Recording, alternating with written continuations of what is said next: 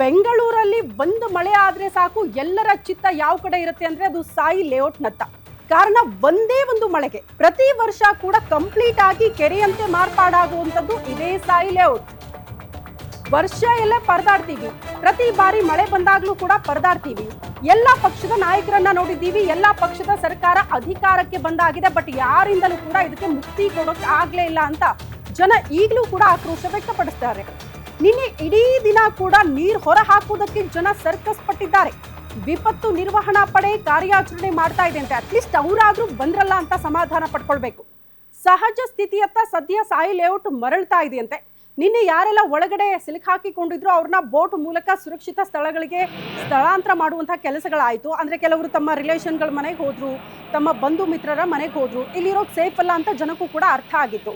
ಯಾಕಂದ್ರೆ ಇದು ಜಸ್ಟ್ ಮಳೆ ನೀರು ಆಗಿರ್ಲಿಲ್ಲ, ಬದಲಾಗಿ ಕೊಳಚೆ ನೀರು.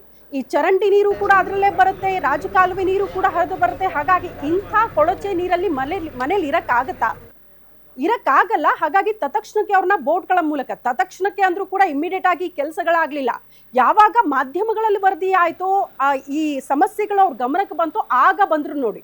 ಬೋಟ್ ತಗೊಂಡ್ ಬಂದ್ರು, ಬೋಟ್ ಮೂಲಕ ಕೆಲವರನ್ನ ಅಲ್ಲಿಂದ ಬೇರೆಡೆಗೆ ಸ್ಥಳಾಂತರ ಮಾಡೋ ಕೆಲಸ ಆಯ್ತು. ಬಟ್ ಈಗಲೂ ಕೂಡ ಸಾಯಿ ಲೇಔಟ್ನ ಪರಿಸ್ಥಿತಿ ಹೇಗಂದ್ರೆ ಸಹಜ ಸ್ಥಿತಿಯತ್ತ ಇನ್ನೂ ಕೂಡ ಮರಳ್ತಾ ಇದೆ. ಕಂಪ್ಲೀಟ್ ಆಗಿ ಸಹಜ ಸ್ಥಿತಿಯಲ್ಲಿ ಸಾಯಿ ಲೇಔಟ್ ನೋಡೋದಕ್ಕೆ ಸಿಗ್ತಾ ಇಲ್ಲ. ಯಾಕಂದ್ರೆ ಮತ್ತೆ ಇವತ್ತು ಮಳೆ ಆದ್ರೆ ಒನ್ಸ್ ಅಗೇನ್ ಸಾಯಿ ಲೇಔಟ್ನ ಪರಿಸ್ಥಿತಿ ಹೀಗೆ ಇರುತ್ತೆ.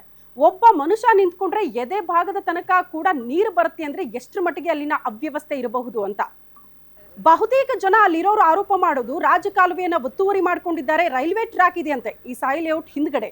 ಆ ರೈಲ್ವೆ ಟ್ರ್ಯಾಕ್ ಹತ್ರ ಇರುವಂತಹ ಒಂದಷ್ಟು ಜಾಗ ನೀರ್ ಹರಿದು ಹೋಗೋದಕ್ಕೆ ಜಾಗ ಇತ್ತು, ಬಟ್ ಅದನ್ನ ಕೂಡ ಕ್ಲೋಸ್ ಮಾಡ್ಬಿಟ್ಟಿದ್ದಾರೆ ಅಂತ. ಬಹುತೇಕ ಕಡೆ ಅನಧಿಕೃತವಾಗಿ ಮನೆಗಳನ್ನ ಕಟ್ಟಿದ್ದಾರೆ. ಪ್ರಭಾವಿಗಳ ಮನೆಗಳೇ ಇದೆ, ಬಿಲ್ಡಿಂಗ್ಗಳನ್ನ ಕಟ್ಕೊಂಡಿದ್ದಾರೆ.